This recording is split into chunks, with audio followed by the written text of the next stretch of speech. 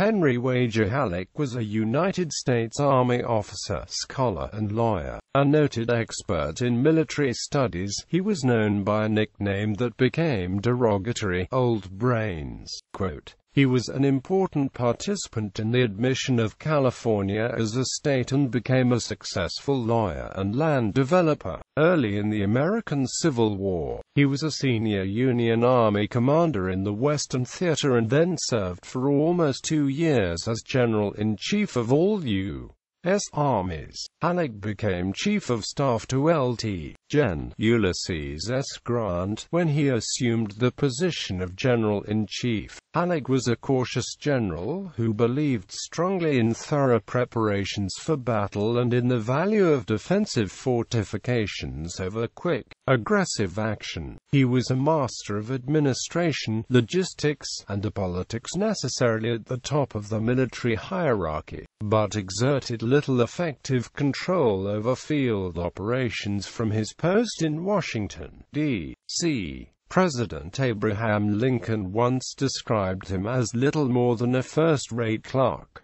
Early life. Halleck was born on a farm in Westonville, Oneida County, New York, third child of 14 of Joseph Halleck, a lieutenant who served in the War of 1812, and Catherine Wager Halleck. Young Henry detested the thought of an agricultural life and ran away from home at an early age to be raised by an uncle, David Wager of Utica. He attended Hudson Academy and Union College, then the United States Military Academy. He became a favorite of military theorist Dennis Hart Mahan and was allowed to teach classes while still a cadet. He graduated in 1839, third in his class of 31 cadets, as a second lieutenant of engineers. After spending a few years improving the defenses of New York Harbor, he wrote a report for the United States Senate on seacoast defenses, Report on the Means of National Defense, which pleased General Winfield Scott, who rewarded Halleck with a trip to Europe in 1844 to study European fortifications and the French military. Returning home a first lieutenant, Halleck gave a series of 12 lectures at the Lowell Institute in Boston that were subsequently published in 1846 as Elements of Military Art and Science. His work, one of the first expressions of American military professionalism, was well received by his colleagues and was considered one of the definitive tactical treatises used by officers in the coming Civil War. His scholarly pursuits earned him the nickname Old Brains.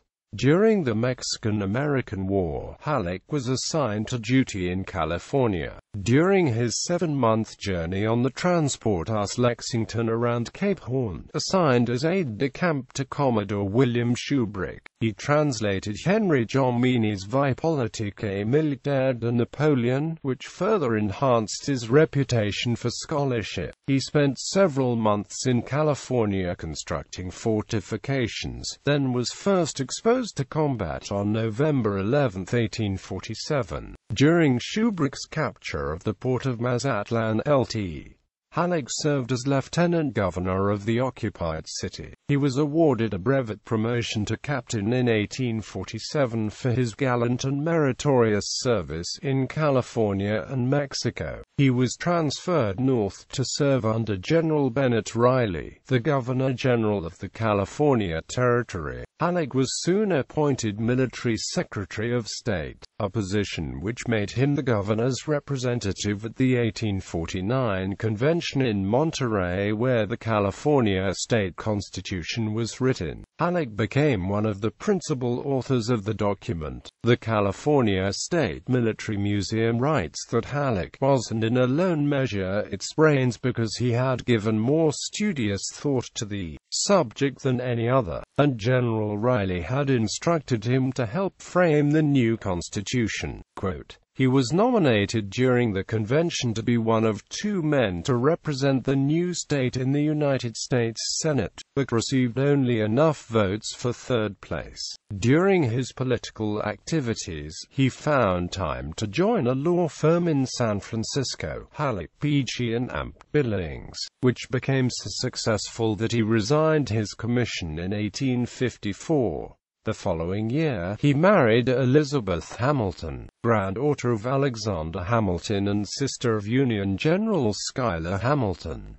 Their only child, Henry Wager Halleck, Jr., was born in 1856. Halleck became a wealthy man as a lawyer and land speculator, and a noted collector of Californiana. Quote, he obtained thousands of pages of official documents on the Spanish missions and colonization of California, which were copied on and are maintained by the Bancroft Library of the University of California, the originals having been destroyed in the 1906 San Francisco earthquake and fire. He built the Montgomery Block, San Francisco's first fireproof building, home to lawyers, businessmen, and later, the city's bohemian writers and newspapers. He was a director of the Almaden Quicksilver Company in San Jose, president of the Atlantic and Pacific Railroad, a builder in Monterey, and owner of the 30,000-acre Rancho Nicasio in Marin County, California. But he remained involved in military affairs, and by early 1861 he was a major general of the California militia.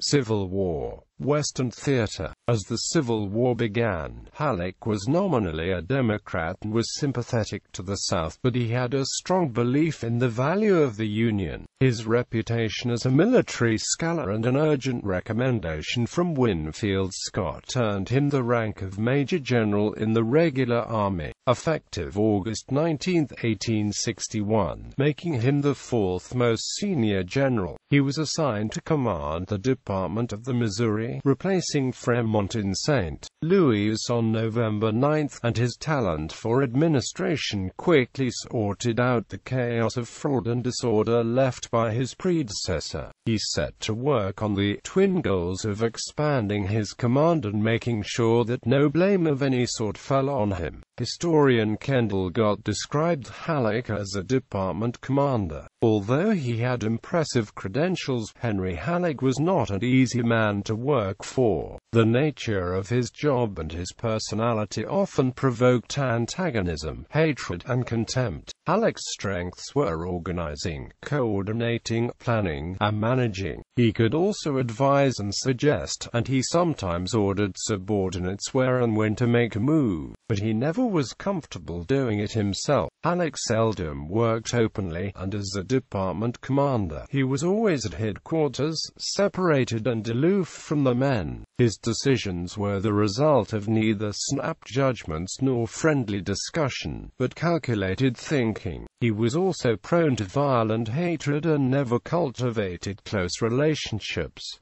Overall, he generated no love, confidence, or respect. Halleck established an uncomfortable relationship with the man who would become his most successful subordinate and future commander, Brig. Gen. Ulysses S. Grant. The pugnacious Grant had just completed the minor, but bloody, Battle of Belmont and had ambitious plans for amphibious operations on the Tennessee and Cumberland rivers. Halleck, by nature a cautious general, but also judging that Grant's reputation for alcoholism in the pre-war period made him unreliable, rejected Grant's plans. However, under pressure from President Lincoln to take offensive action, Halleck reconsidered and Grant conducted operations with naval and land forces against Forts Henry and Donelson in February 1862, capturing both, along with 14,000 Confederates.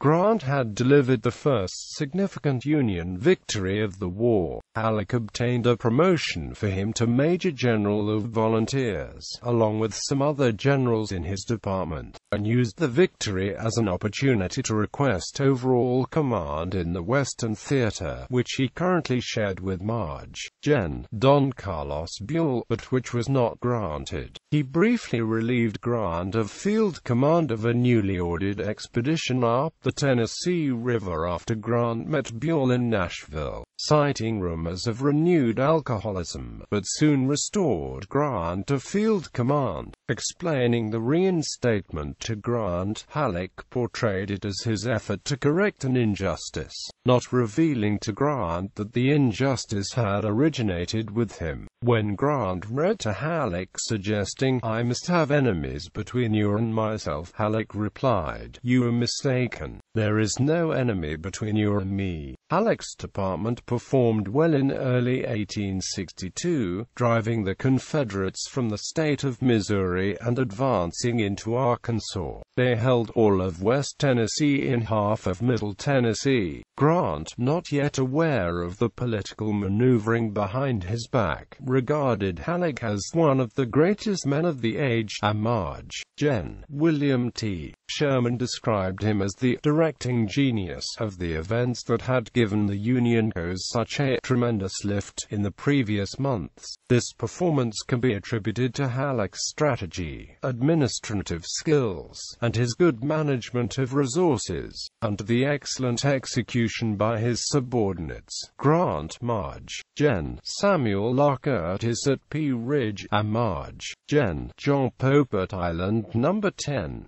Military historians disagree about Halleck's personal role in providing these victories. Some offer him the credit based on his overall command of the department. Others, particularly those viewing his career through the lens of later events, believe that his subordinates were the primary factor. On March 11, 1862, Halleck's command was enlarged to include Ohio and Kansas, along with Buell's Army of the Ohio, and was renamed the Department of the Mississippi. Grant's Army of the Tennessee was attacked on April 6 at Pittsburgh Landing, Tennessee, in the Battle of Shiloh. With reinforcements from Buell on April 7, Grant managed to repulse the Confederate Army under Generals Albert Sidney Johnston and P.G.T. Beauregard, but at high cost in casualties. Pursuant to an earlier plan, Halleck arrived to take personal command of his massive army in the field for the first time. Grant was under public attack over the slaughter at Shiloh, and Halleck replaced Grant as a wing commander and assigned him instead to serve as second-in-command of the entire 100,000-man force, a job which Grant complained was a censure and akin to an arrest. Halleck proceeded to conduct operations against Beauregard's army in Corinth, Mississippi, called the Siege of Corinth because Halleck's army, twice the size of Beauregard's, moved so cautiously and stopped daily to erect elaborate field fortifications. Beauregard eventually abandoned Corinth without a fight. General-in-Chief. In the aftermath of the failed Peninsula Campaign in Virginia, President Lincoln summoned Halleck to the East to become General-in-Chief of all the Union armies. As of July 23,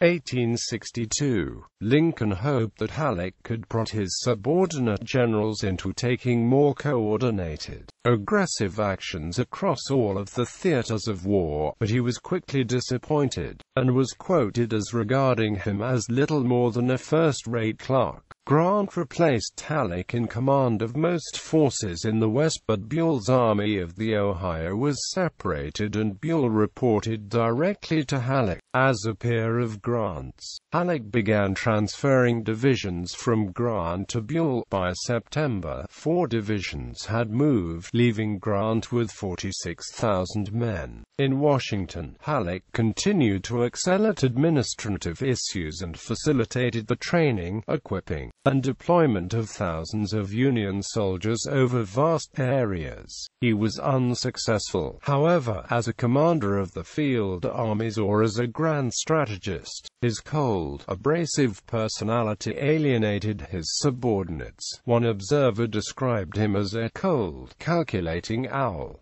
Historian Stephen E. Woodworth wrote, "Beneath the ponderous dome of his high forehead, the general would gaze goggle-eyed at those who spoke to him, reflecting long before answering and simultaneously rubbing both elbows all the while," leading one observer to quip that the great intelligence he was reputed to possess must be located in his elbows. Quote, This disposition also made him unpopular with the Union press corps, who criticized him frequently. Halleck, more a bureaucrat than a soldier, was able to impose little discipline or direction on his field commanders. Strong personalities such as George B. McClellan, John Pope, and Ambrose Burnside routinely ignored his advice and instructions. A telling example of his lack of control was during the Northern Virginia campaign of 1862, when Halleck was unable to motivate McClellan to reinforce Pope in a timely manner, contributing to the Union defeat at the Second Battle of Bull Run.